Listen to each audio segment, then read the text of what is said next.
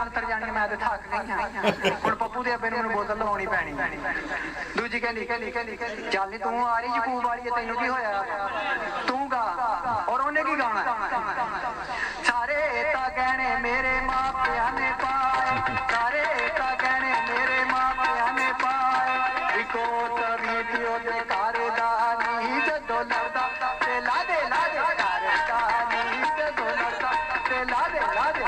ਦਾ ਨਹੀਂ ਜਦੋਂ ਲੜਦਾ ਤੇ ਲਾ ਦੇ ਘਰ ਦਾ ਨਹੀਂ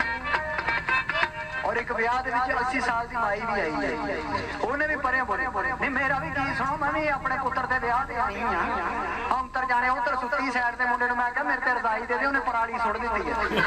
ਇਹ ਤੇ ਛੀਦੇ ਦਾ ਮੁੰਡਾ ਤੀਲੀ ਲਾ ਚਲਾ ਸੀ ਮੈਂ ਤੇ ਉੱਥੇ ਹੀ ਵੱਜ ਜਾਣਾ ਔਰ ਮਾਈ ਵਿਆਹ ਚਾਹੀ ਉਹਨੇ ਵੀ ਸ਼ੇਰ ਕਹਿਣਾ ਵੀ ਅੱਜ ਇੱਕ ਦਾੜੀ ਵਾਲਾ ਵੀ ਆਇਆ ਔਰ ਮਾਈ ਦੀ ਦਾੜੀ ਵਾਲੇ ਨਾਲ ਬੜੀ ਲੱਗਦੀ ਉਹਨੇ ਉੱਤੇ ਸ਼ੇਰ ਬਣਾਇਆ ਤੇ ਚੌਲਾਂ ਦੀ ਬੁਰਕੀ ਪਿੱਛੇ ਦਾੜੀ ਵਾਲਾ ਰੁਸਿਆ ਫਿਰੇ ਦਾੜੀ ਵਾਲਾ ਰੁਸਿਆ ਫਿਰੇ ਚੌਲਾਂ ਦੀ ਬੁਰਕੀ ਪਿੱਛੇ ਦਾੜੀ ਵਾਲਾ ਰੁਸਿਆ ਫਿਰੇ ਚੌਲਾਂ ਦੀ ਬੁਰਕੀ ਪਿੱਛੇ ਮੈਨੂੰ ਲੱਗਦਾ ਕਿਸੇ ਦੇ ਵਿਆਹ ਤੇ ਪ੍ਰੋਗਰਾਮ ਲਾਏ ਇਹਦੇ ਲੱਗ ਰਿਹਾ ਦੇਖਣ ਨੂੰ ਹਾਂ ਕਿ ਵਿਆਹ 'ਚ ਹੀ ਚੱਲ ਰਿਹਾ ਬੜੀ ਮਿਹਰਬਾਨੀ ਆਜ਼ਾਦ ਤੇ ਭਾਜੀ ਖੈਰ ਬੜੀ ਮਿਹਰਬਾਨੀ ਭਾਜੀ ਇਹ ਤੁਹਾਡਾ ਖਲੂਸ ਹੈ ਪਿਆਰ ਹੈ ਪੈਸਾ ਅਸੀਂ ਬੜਾ ਵੇਖਿਆ ਬੈਂਕਾਂ 'ਚ ਹੈ ਜੀ ਔਰ ਤੁਸੀਂ ਅਕਸਰ ਦੇਖਿਆ ਹੋਣਾ ਕਿ ਮੇਲਿਆਂ 'ਚ ਰੋਟੀਆਂ ਕਿਸ ਤਰ੍ਹਾਂ ਲੱਗਦੀਆਂ ਆ ਮੇਲੇ ਜਾਈਏ ਨਾ ਮੇਲਿਆਂ ਦੇ ਵਿੱਚ ਵੀ ਕਾਲੇ ਭਾਈ ਹੁੰਦੇ ਨੇ ਮੇਰੇ ਤੋਂ ਵੀ ਕਾਲੇ ਇਹ ਤਾਂ ਕੁਛ ਨਹੀਂ ਇਹ ਲਤੀਫ ਸੁਰਮੇ ਵਾਲੇ ਦਾ ਮੁੰਡਾ ਔਰ ਭਾਈ ਹੁੰਦੇ ਨੇ ਉਹਨਾਂ ਨੇ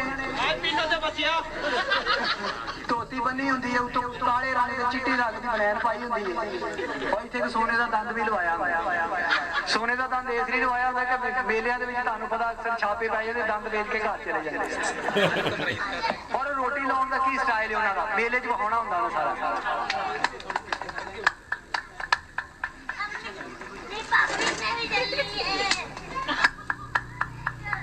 ਇਹ ਸਟਾਈਲ ਹੈ ਔਰ ਅਕਸਰ ਤੁਸੀਂ ਦੇਖਿਆ ਕਿ ਤੰਦੂਰ ਤੇ ਮਾਈਆਂ ਜਿਹੜੀਆਂ ਰੋਟੀਆਂ ਲਾਉਂਦੀਆਂ